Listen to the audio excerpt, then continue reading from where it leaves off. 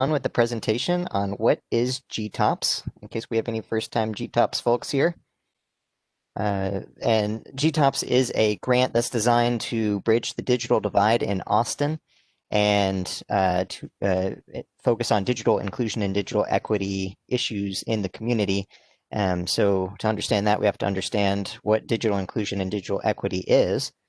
The National Digital Inclusion Alliance defines digital equity as a condition in which all individuals and communities have the information technology capacity needed for full participation in our society, democracy, and economy.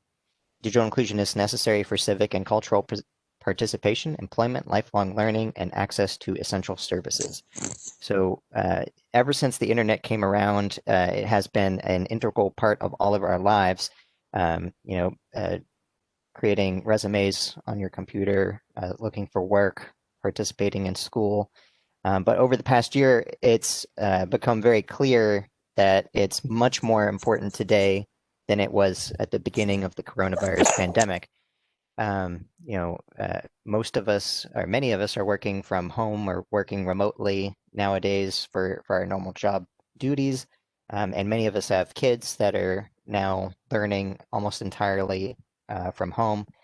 And that's increasing the demands on the bandwidth that we used to think was sufficient. So the objective of GTOPS is for us to bridge that digital divide and try and make sure that everybody has the same opportunities in our increasingly digital world.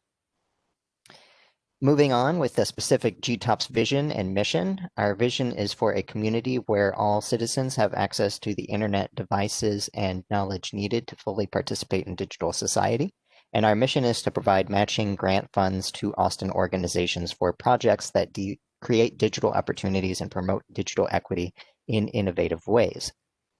Likewise, our value statement is that we value grassroots organizations who form community partnerships and work towards digital equity through creating innovative projects that demonstrate good or best practices. And GTOPS is meant to provide seed funding to start new programs that can become self-sustaining. These three goal areas here are very important, as you'll have to align your application with one of our goal statements here. And so I'll bring these up throughout the presentation. Our goals are threefold. Firstly, to increase the use of digital and communications technology devices. Secondly, to increase knowledge and skills of digital and communications technology. And third, to increase access to and usage of the internet. These are some examples of projects that GTOPS has funded in the past, and also of potential GTOPS projects that we haven't seen, but would also be a good fit for GTOPS. Past projects that we did fund and have received under the technology goal area. We have seen programs that were designed to expose kids to virtual reality and augmented reality. The digital divide isn't only about the basic connectivity, it's also about keeping folks up to date on the new and emerging technology. So that's a good example that we wanted to bring up there. Under the knowledge gain goal area, we've seen classes for working adults who are looking for work, are creating resumes, things of that nature. So those baseline job readiness skills, those have been great projects for us in the past. And under the internet GTOPS goal area, we've seen programs to set up community access technology labs in the community, so bringing that internet access to the public. All of those are great projects that we've seen in the past. Some projects that we haven't seen but would like to see or would be well within the bounds of GTOPS is a program to facilitate device troubleshooting at public events. We know in the community that there's a lot of folks who have devices, but those devices might be older, they might have older software, and there might be a need to troubleshoot those devices. We've heard this need come up, and so a project around that area would be great. We've also seen under the knowledge area, or we would like to see under the knowledge area, classes to teach online safety and privacy and security. From the most recent residential technology study, the most common reason that people who don't use the internet chose to not use the internet is because they weren't sure that they could be safe and secure when browsing online. So creating some classes in the community that can, bridge that divide and help people feel more comfortable and be able to protect their privacy online would be a great project as well. Also, projects to make services on the internet more easily accessible to Austinites would be, a wonderful fit for GTOPs. These certainly aren't, exclusive ideas here or things that we're promoting exclusively. They're just ideas throwing out there some examples of what we've seen and what we haven't seen, but would be great fits. Continuing on, a more detailed view of our grant. In the 2021 cycle, our total funding for all pathways that is available is $400,000. This will be our second year at this new cap here. We have 3 award pathways. GTOPs Core is our traditional award pathway, the one that most people are familiar with. The award ranges are from $10,000 to $35,000 this year, so this is a $10,000 increase in the cap of projects from what we've done in the past. Total funding available for this pathway is $300,000. We also have a micro grant called GTOPs Capacity. This is a capacity building grant. It's not direct service delivery oriented, but it's designed to build the capacity of organizations to be able to do digital inclusion programming. The award range for this one is from $150 to $2,500 with the total funding available of $50,000. And new this year is GTOPs Mini, which is a service delivery oriented mini grant with award ranges of $5,000 to $10,000 and total funding available within that pathway of $50,000 as well. And I'll go over the first 2 here in this presentation. As a note, GTOPs Mini is still in development, and we expect that the application date would begin in July or so. So we still have a little bit of ways to go before the application window for GTOPs Mini. So we'll have an update later on, probably in the first quarter of next year, to give an update on GTOPs Mini. But I'll go over the first 2 pathways in this presentation. So the first one is GTOPs Core. The eligibility requirements for this grant pathway is that you have to be a nonprofit in the Austin community. If you are a 501c3 incorporated in the city of Austin, then great. If you're not, but you're still interested in applying for an award through this funding pathway, essentially you would have to find a nonprofit in the community that would act as your fiscal agent and who would handle the application. If you have any questions about your eligibility under that goal, I'm always happy to ideate and have a conversation around that as well. The second eligibility criteria is that your program has to align with at least one of the 3 GTOPs goals that I went over on slide 6. So access to devices, access to the internet, and knowledge and skills around digital inclusion. The third criteria here is that you have to have the ability to agree to the standard GTOPs terms and conditions with no exceptions. So there's a contract that goes along with this grant opportunity. It's fairly extensive, but it's also boilerplate language that has been approved by the city's legal department. We generally don't entertain any amendments to the terms and conditions, and we have had organizations in the past that were awarded funding and just didn't feel comfortable with signing on to that contract. So I encourage everybody, if you're interested in applying for this grant, just take a look at the standard terms and conditions. We have them posted on our website. The entire boilerplate contract is there for you to review. If you have any questions or concerns about any items in the contract, it's fairly standard things, but if you have any questions, feel free to reach out. I'm happy to go over it with you as needed. Continuing on with the eligibility requirements, organizations can submit a maximum of 3 letters of interest for GTOPs per grant cycle, but will only accept 1 application. So the idea behind this is in the early stages of your ideation, you might have multiple ideas that you're interested in pursuing, and if you wanted to submit up to 3 ideas for feedback, we're happy to do that and to make sure that all of your ideas are within the bounds of GTOPs, but each organization can only submit one application. So you'd have to narrow down your thoughts to just one program idea by the time we get to the application stage.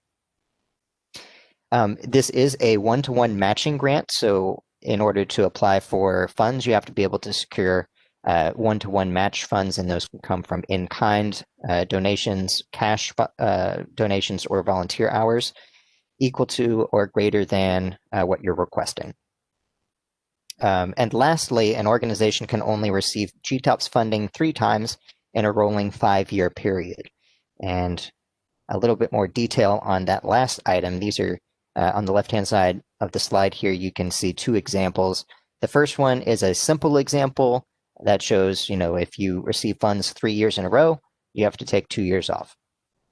On the right-hand side is a little bit more complex example of if you receive funding in year 1, in year 2 you didn't receive funding, in year 3 you did, and then you took a year off again, you would be able then in year 5 and 6 receive funding, and you wouldn't be not eligible until year 7. So that's just a more complex example of what that 3 of 5 years requirement looks like. The current 5-year window is 2017 through 2021. And if your organization has received funds in 3 of those years already, you wouldn't be eligible for funding in the 2021 cycle. I did email individually all of the organizations that we identified that were not eligible. So if you didn't receive an email from me, you're probably fine. But if you're concerned for any reason, feel free to shoot me an email, and we can talk through which years you did receive funding and if this is going to impact your eligibility. Okay, now for the application process. There's 2 steps in the application process for GTOPs Core. The first one is submission of your letter of interest. This is a very short, probably less than 2 pages total letter here, and you use the partner grant system to submit your letter of interest. We have guide videos that are available for your viewing as well. We will share these slides pursuant to the presentation concluding. We'll post them on the website, so you'll be able to click on these links that we have embedded here. But we do have guide videos if you need them for how to submit your letter of interest. What you will need to submit your letter of interest is some basic information like your legal name and any relevant primary contact for the grant submission. You also need to have your City of Austin vendor code set up by the time that you're submitting your letter of interest. If your organization doesn't have a vendor code, we have all of the information on signing up at gtops.org. So we have a link, and there's go through the sign up process to sign up for your code. The meat of the letter of interest will be responses to the following 2 prompters. Give a brief description of your organization and its activities, and describe the program for which you would like to apply for funding. The window of submission is larger this year than it has been in the past. It's also later in the year than it's been in the past, and this is part of a larger effort for the GTOPs program for us to compress the GTOPs calendar and focus on moving it as much as we can outside of the holiday time frame. So most of the significant activity for you all will occur after the holidays. But in the meantime, from November 1st to January 8th, that's your window to get your letter of interest in. The second step is the application itself. It'll be due after your submission of the LOI and its approval. You would use the same system, the partner grant system, to submit your GTOPs application. And we also have guide videos and instructions for that portion of the process as well. The grant submission window, which is the largest deliverable that you'll have in the application process, is January 18th to February 12th.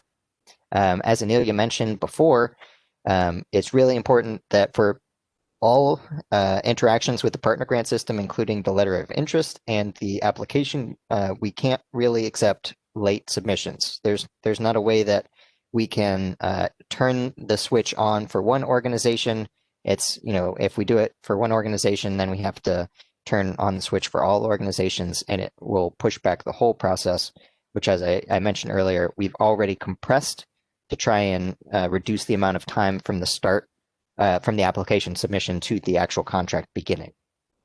So it's very important that we're timely in getting these deliverables in. This is the overview of the actual items that you'll be preparing for the application.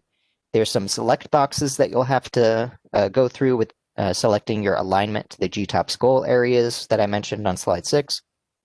You'll also have to select an Austin strategic direction alignment and indicate what clients you're serving. So there will be a series of demographic questions to indicate who you primarily serve. The work statement is the primary narrative that you'll have to generate that describes the basics of your program, and it includes everything from describing your proposal broadly to your mission, vision, your mission values and goals, your client population, your collaborative opportunities, and so on and so forth. I believe there are 8 questions that you'll have to respond to, and that's, again, the majority of the narrative that you'll have to provide. You'll have another form to fill out, which is the schedule of work, which sets out the milestones of your project idea, along with the associated staff and the dates that the deliverables will be worked on. You'll also need to fill out a form for your performance measures and any definitions in case you're using non-standard or uncommon terms and need to define your terms. And this will be the baseline for your performance measures for the contracting process. Likewise, you'll need to have a proposed budget and supporting narrative, and the funding summary, which is an overview of the revenue sources for your program, so including GTOPs as well as your leverage funds sources. And there's 2 financial documents that we request, the balance sheet and the income statement, both of which we have examples of posted on our gtops.org site. Lastly, we do make sure that you certify that you have taken a look at our orientation document, which is posted on the website now. It was updated within the last week, so I encourage you all to take a look at the GTOPs guide that's been posted, and it includes all of the same information that we're going over here, but at a much higher level of detail. So go ahead and take a look at that. It's a very good guide for GTOPs. The levels of review by stage here. So for the letter of interest, it's not an elimination round per se. So staff evaluates the letters of interest for alignment with GTOPs and determines eligibility for next level review. But we don't necessarily tell anybody that they can't apply.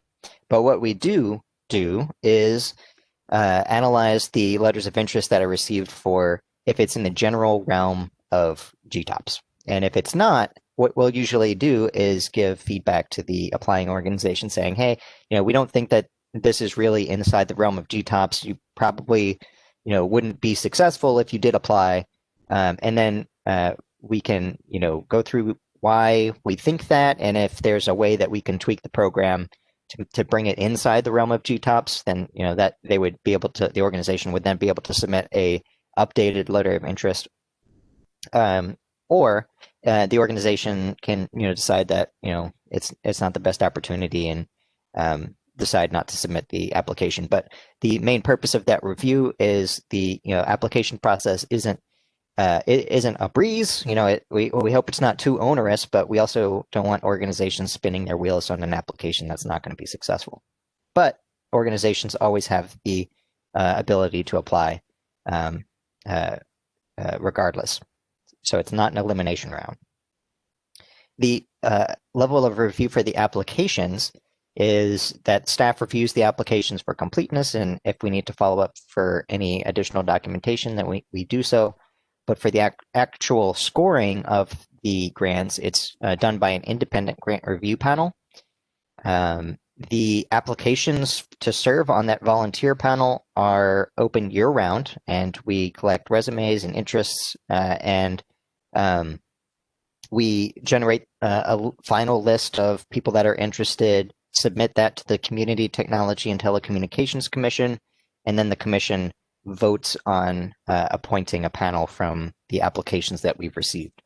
We do strive for that panel to be as diverse as possible, with it including folks from multiple sectors, not just from the nonprofit sector, and not just from the digital inclusion portion of the nonprofit sector, but also from the academia and education and private sector as well.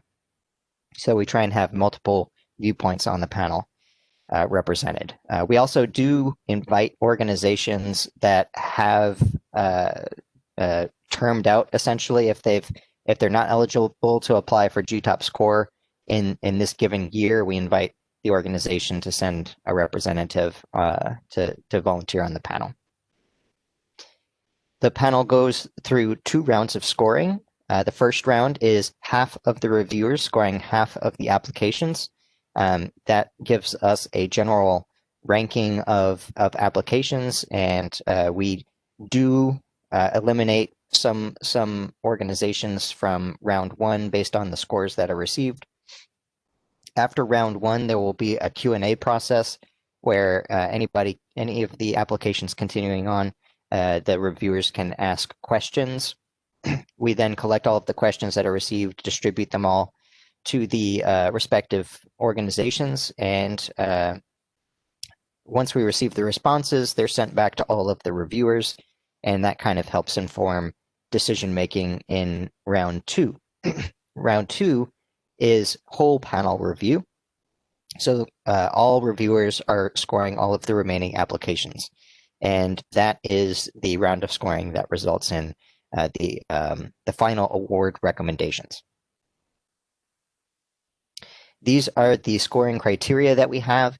They're updated from prior years, so while they're very similar and touch on similar things, they've been overhauled and reworded, and there's more direct links between the scoring criteria and the parts of the application that cover that content. So I'll do a quick read through of these. The first section is alignment with GTOPs. And so the first point here is that the objectives and strategy for this proposal are clear. It's very important that when the reviewers are looking at your proposals, that it's very clear what your idea is and how you intend on implementing it. The second point here is the program has demonstrated alignment with the GTOPs goals. Again, this is a way that we incorporate how good of a fit the program idea is for GTOPs. The second category is impact. First point being this proposal effectively addresses a community need.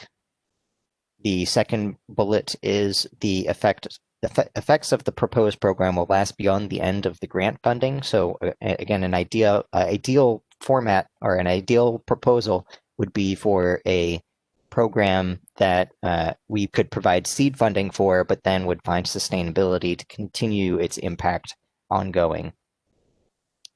The last bullet on this page is that this proposal demonstrates collaboration with the community and other agencies. So it's very important that, and we would like to encourage organizations in the community connecting with each other and leveraging each other's specialities as much as possible. So if you can demonstrate collaboration with community and other organizations in the space, that's worth points on your application. The third category is success and feasibility, and it's tied to your work plan and your performance measures. So the first bullet being the work plan is clear, detailed, and reasonable. The second is the proposed measures are clear and appropriate for the work being described. The fourth section is the financial one called budget and fiscal responsibility with 30 points total. The first bullet being the staffing plan for this project is clear and would be sufficient to meet the project objectives. The second bullet is the application demonstrates sufficient leverage funding to support the project and meet the one-to-one matching requirement. And the last one is the submitted budget is clear and reasonable for the proposed program. Moving along, new this year are, or adjusted this year, I suppose, are focus areas and bonus points. So focus areas have existed in the past under GTOPs. They were handled a little bit differently than they are today, or under this New Year's program. This year, we're assigning bonus points to each organization that meets the criteria of a focus area. So I have the focus areas laid out on this page and the next one. And under each focus area, if your organization meets the criteria, you'll be assigned 5 bonus points for that focus area. The first focus area is small and medium-sized organizations.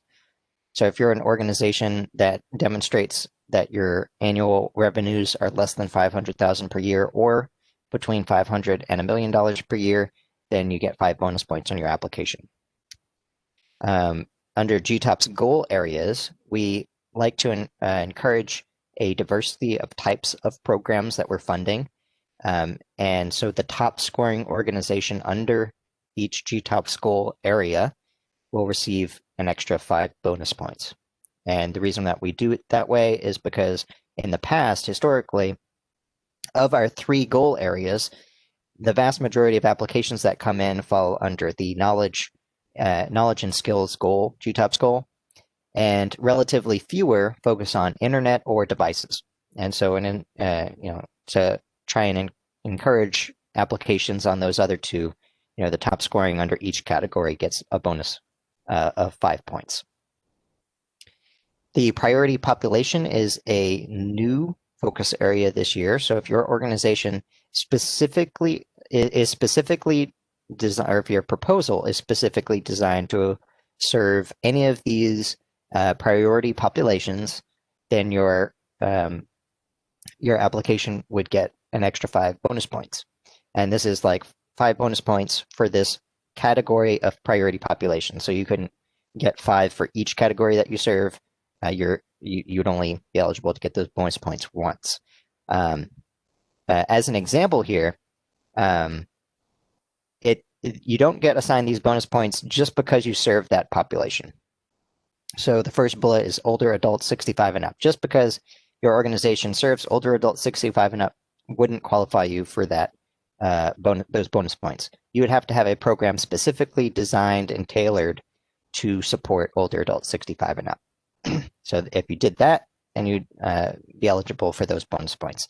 Likewise, for the other categories that we have here, low-income residents and families below 200% of the federal poverty income level, people with disabilities, people of color, immigrants, English learners, people with a criminal history, or people experiencing homelessness. Other focus areas that we have, GTOPs Collaborative, used to be a separate grant pathway last year. We've decided to roll it back into GTOPs Core and have it as a focus area. So if you check the GTOPs Collaborative box in the application and upload a draft memorandum of understanding that you have with another organization, then that would demonstrate a partnership that would qualify you for bonus points. We also have 2 categories here for focus areas that are topical in nature. So we want to encourage applications that focus on middle skill career opportunities, or IT middle skill career opportunities. So those are things like A+, Net+, coding skills, those types of things, those middle skill, IT-related workforce skills. In order to qualify for those bonus points, you'd have to have a project that is in alignment with that idea, and you have to respond to the 2 questions here, to providing demonstrated success in the area and providing demonstrated successful partnerships with the private sector. Likewise, for creative media training and development, this is to support programs that are training people in or exposing people to creative media. So trainings around Adobe, Photoshop, podcasting, videography, filmography, those types of things in the creative media sector, and also respond to the prompts of what type of creative media training are you proposing, and demonstrate knowledge and adoption of creative media skills, capability, and career goals. So continuing on, that's all that I had on GTOPs core. I'll also go over GTOPs capacity very quickly. GTOPs capacity is our capacity building microgrant. This is not a direct service grant. So in other words, we're not expecting projects that serve clients in any way to come from GTOPs capacity. What GTOPs capacity is designed to do is to build your organizational capacity to put on digital inclusion programming. So what does that look like? We have two focus areas for capacity, and those are technology infrastructure. So you could apply for funds to buy PCs, laptops, tablets, associated peripherals, network hardware, software supporting program objectives. That's been a big one over the past year. We've seen a lot of requests for Zoom subscriptions, things like that. Also, STEM maker and robotic equipment supporting digital equity programming. So these are all things you can see like would build your ability and your capacity as an organization to put on digital inclusion related programming. Also, we would support staff training and development.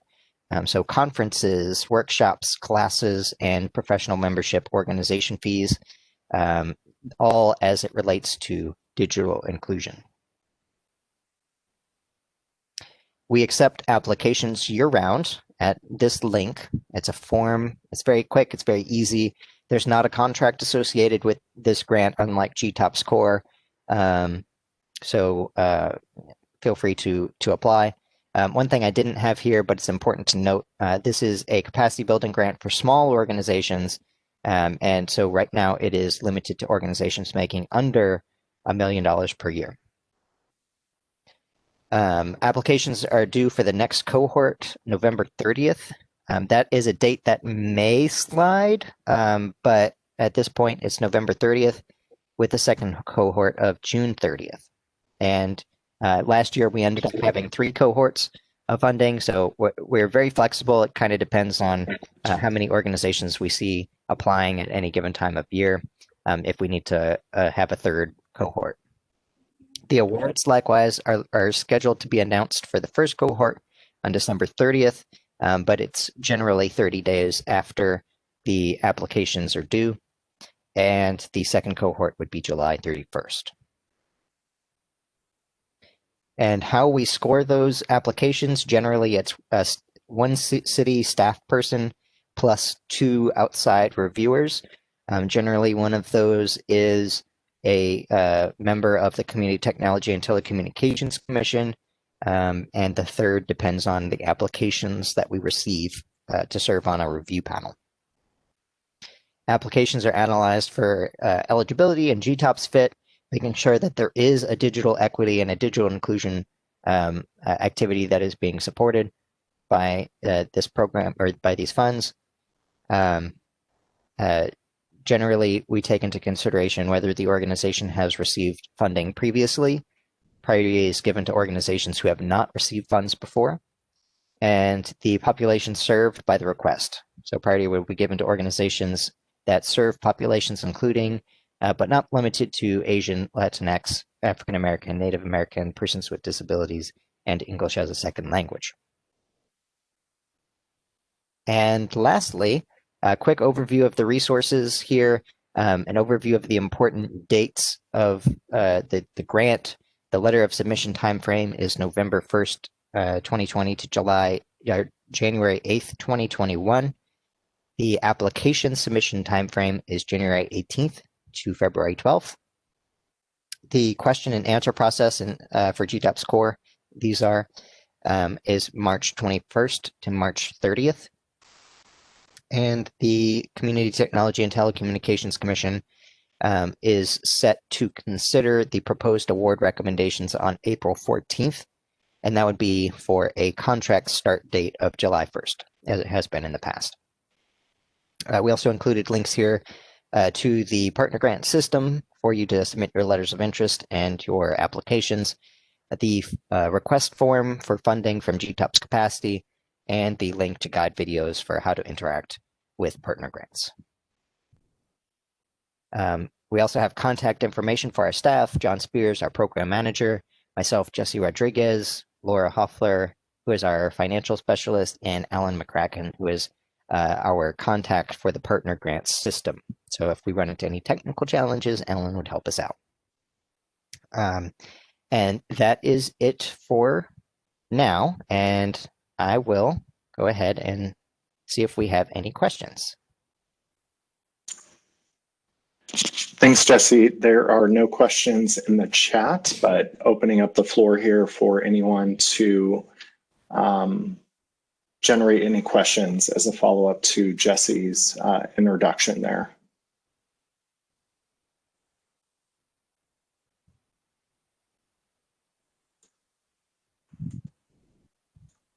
So we do have one question from the chat. Is there a limitation or requirement on how much of the grant can be spent on administrative fees? And to help facilitate that, I believe that Laura Hoffler on our team would be first up for a response to that question on the limitation or requirement of how much of the grant can be spent on administrative fees.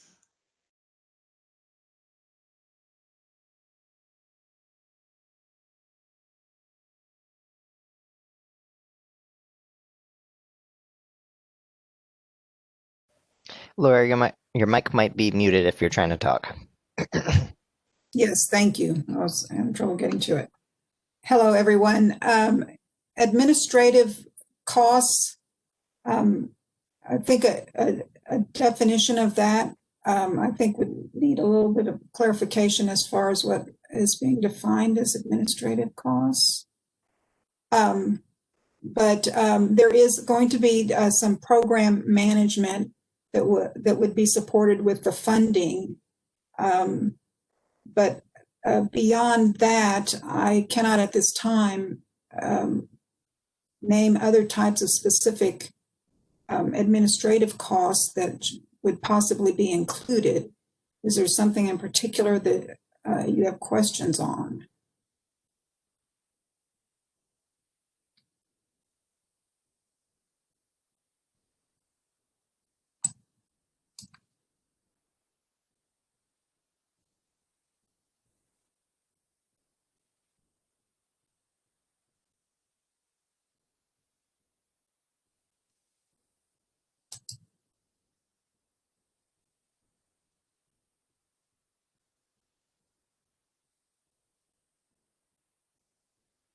I'm not seeing a reply.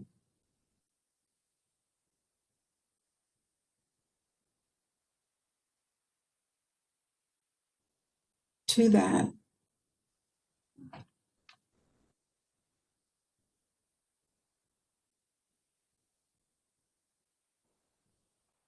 The focus is on the execution of the program, the oversight and management. If there is some potential costs in some time that needs to be spent, maybe to do some hiring for something specific, some of that possible time could be included. If they would be specifically devoted to this program, that would be something to consider.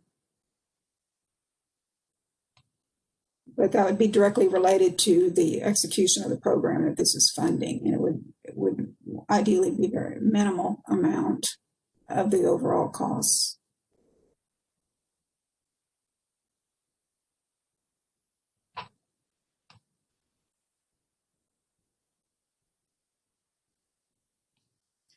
Good. I'm glad I could help. Let us know if you have any more questions.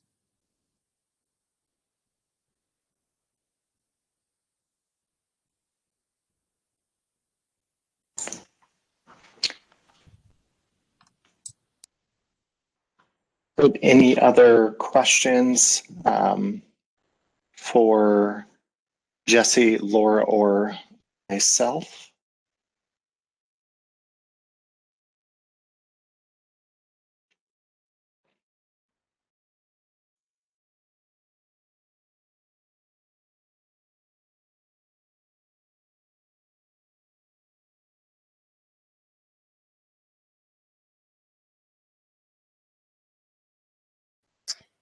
So we have another question. What would the grant period be? And is there a potential time the grant contract is scheduled to begin? Yes, the grant period would be from July 1st to June 30th.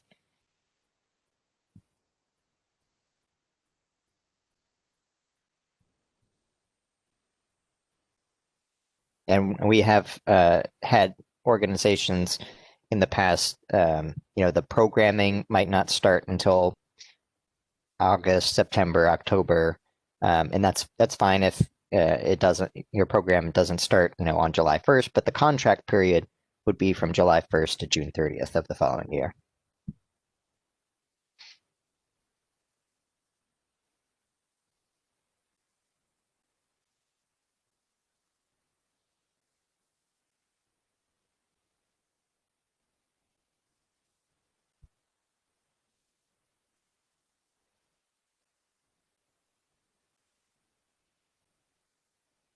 Any other questions? I think you should have the ability to unmute as well if you just wanted to state a question.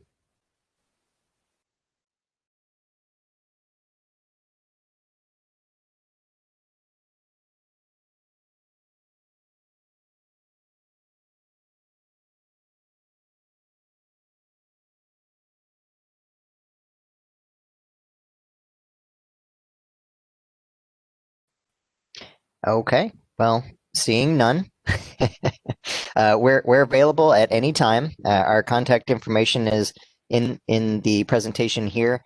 Feel free to reach out via phone or email to any of us. We're happy to follow up with any questions as needed. Again, this presentation is going to be posted. The recording will be posted to the website as well for any of you to look at or look back on. And also take a look at our GTOPs guide, which is a more detailed overview of our process.